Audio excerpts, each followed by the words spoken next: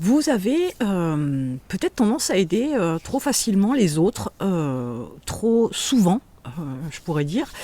Euh, alors, je crois véritablement que l'homme naît, du verbe naître, bon par nature. On a cette gentillesse au départ. Après, c'est la vie, les expériences qui nous amènent à voir les choses sous un autre angle, à considérer la bonté, la générosité, l'aide, etc., sous une autre approche, avec des conditions, etc. Euh, le fait d'aider n'est absolument pas une mauvaise chose en soi. Bien au contraire, c'est plutôt, alors je vais employer volontairement ce mot-là, est plutôt perçu comme une bonne chose. L'expression d'une nature généreuse, attentive, tournée vers les autres, altruiste, etc.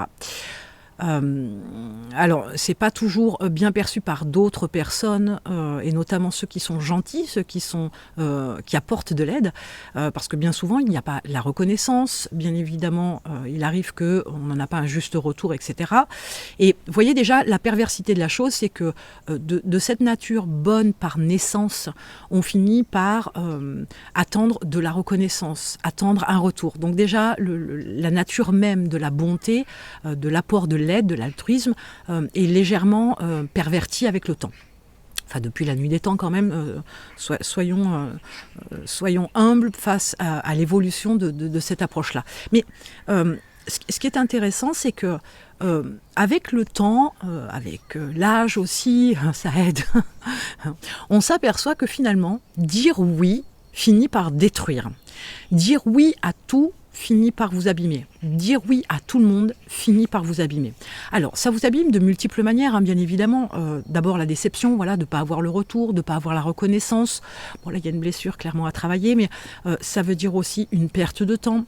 Ça veut dire aussi que dans cette approche-là, on s'occupe des autres avant de s'occuper soi-même. Alors oui, je concède que quelquefois, quand on va pas bien, s'occuper des autres, ça permet de passer à autre chose, de focaliser son cerveau sur autre chose, de prendre du recul sur sa propre situation. Mais pour autant, au final, ce qui se passe, c'est que vous avez mis votre temps, vous avez mis votre énergie, vous avez mis votre focus sur quelque chose qui ne vous appartient pas. Le plaisir, le bonheur, le bien-être de personnes qu'il y a autour de vous.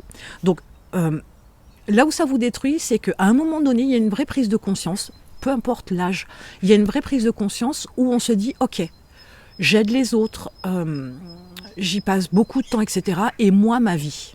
Et moi, mes objectifs. Et moi, mon bonheur. Et moi, mon plaisir, de manière générale. » Et c'est là où vous vous rendez compte que finalement, aider les autres vous détruit.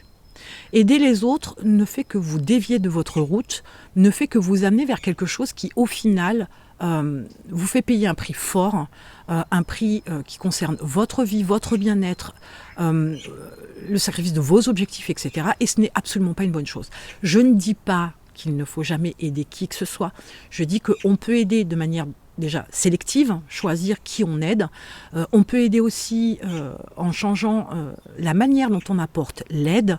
Par exemple, quand moi j'ai mis en place l'expérience Mindset 365, je préférerais 100 fois être en tête-à-tête avec les coachés, les prendre un par un pour personnaliser au maximum.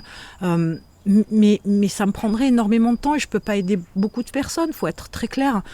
Par contre, avec l'expérience Mindset 365, je peux aider beaucoup plus de gens. Je peux vous aider à aller beaucoup plus vite. Et c'est en cela que ça peut être modifié, l'aide que vous apportez aux autres. C'est en regardant comment vous fournissez, comment vous livrez l'aide et qu'est-ce que ça peut apporter aux gens que vous aidez, bien évidemment. Donc faites attention sur cette démarche-là d'aider les autres, recentrez-vous sur vous-même et essayez d'être d'abord sur votre propre satisfaction. On n'est pas sur de l'égoïsme pur et dur, de l'égocentrisme, etc. C'est qu'à un moment donné, vous n'avez qu'une vie et ça doit être la priorité. C'est celle qui a le plus de valeur. Accessoirement, j'aime... Dans cette approche-là d'aide, j'aime beaucoup dire que vous ne rendez pas service aux gens que vous aidez.